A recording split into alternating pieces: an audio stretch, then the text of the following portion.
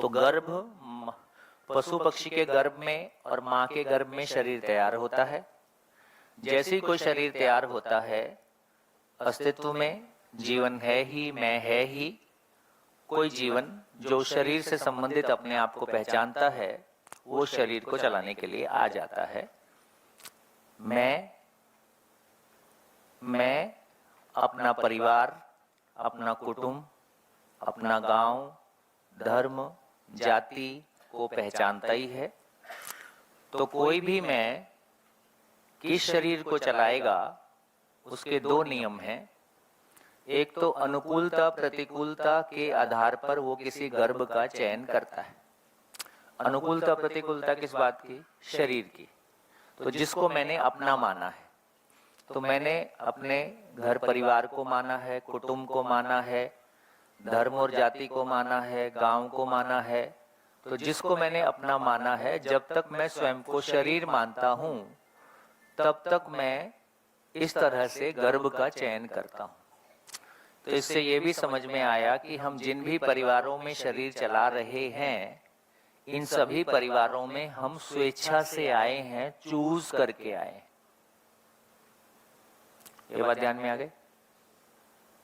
आप जिन भी परिवारों में आए हैं, आप इन परिवारों में स्वेच्छा से चूज करके आए हैं कि मुझको इस परिवार में जाना है, इसलिए अब उस परिवार की जो भी परिस्थितियां हैं उनको स्वीकारा जाए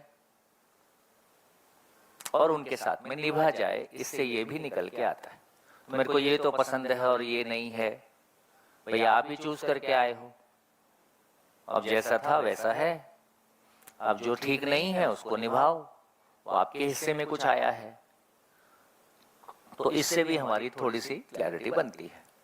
दूसरा तरीका यह है कि जब भी कोई जीवन शरीर की सीमा को पार कर जाता है, मैं शरीर नहीं हूं, और जीवन को प्रयोजन के आधार पर जीता है, ज्ञान के आधार पर जीना चाहता है, फिर वो शरीर के अपने पराये की सीमा से बाहर हो जाता है। फिर जहां उसको ज्ञान के अर्थ में यात्रा पूरी होगी, उस अनुकूलता के अर्थ में किसी परिवार को स्वीकारता है।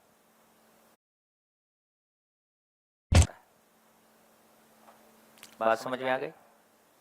अभी स्थितियां कैसी हैं? अभी शरीर भोगने के लिए पर्याप्त परिवार हैं। सभी परिवारों में शरीर भोगने के लिए लगातार शरीर को और बढ़िया से भोगने का वातावरण हमने परिवारों में बनाया है। तो शरीर मान्यता वाले जीवन के लिए पर्याप्त घर उपलब्ध हैं। लेकिन वो जीवन जो शरीर सीमा के बाहर, जो ज्ञान के अर्थ में शरीर चलाना चाहता है, ऐसे जीवन के लिए घर भी उपलब्ध नहीं रहते। उसको बहुत इंतजार करना पड़ता है अपने अनुकूल किसी गर्भ को स्वीकार करने के लिए। इसलिए परिवारों में ये भी बात परंपरा में भी कही गई है, ऐसा नहीं कि यहां दर्शन में ही कह रहे हैं, कि अपने घरों में ऐसा वातावरण बनाया जाए ताकि श्रेष्ठ आत्माएं, क्योंकि पहले आत्मा शब्द प्रयोग करते थे, श्रेष्ठ आत्माएं हमारे परिवार में आ सके। ये भी एक बहुत करने लायक काम है, और ऐसे काम की प्रेरणा से हमारे परिवार का पूरा आचरण किसी सही दिशा की ओर चला जाता है।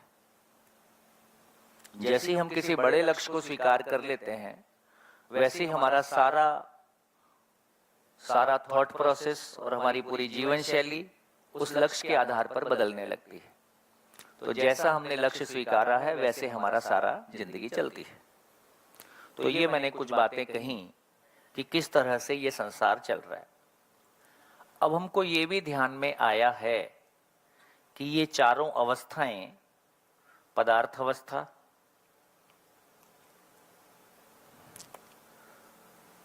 अवस्था, प्राण अवस्था, जीव अवस्था तक यदि देखें, ज्ञान अवस्था अभी भ्रमित है ना।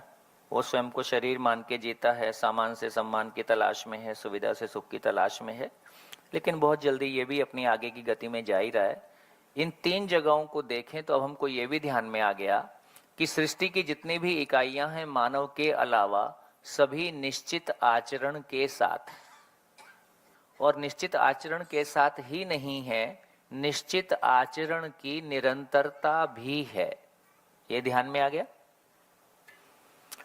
शरीर में किडनी एक निश्चित काम करती है, जिंदगी भर वही काम करती है। तो किडनी का एक निश्चित आचरण है, दिल का एक निश्चित आचरण है, और सारी जिंदगी वो उसी काम को परफॉर्म करता है। उसके इस काम को परफॉर्म करने से शरीर की व्यवस्था बनी रहती है। इसका मतलब निश्चित है, प्लस उसकी निरंतरता भी है, प्लस वो निरंतरता उस व्यवस्था को बनाए रखने के अर्थ में है। ये बात ध्यान आ गई।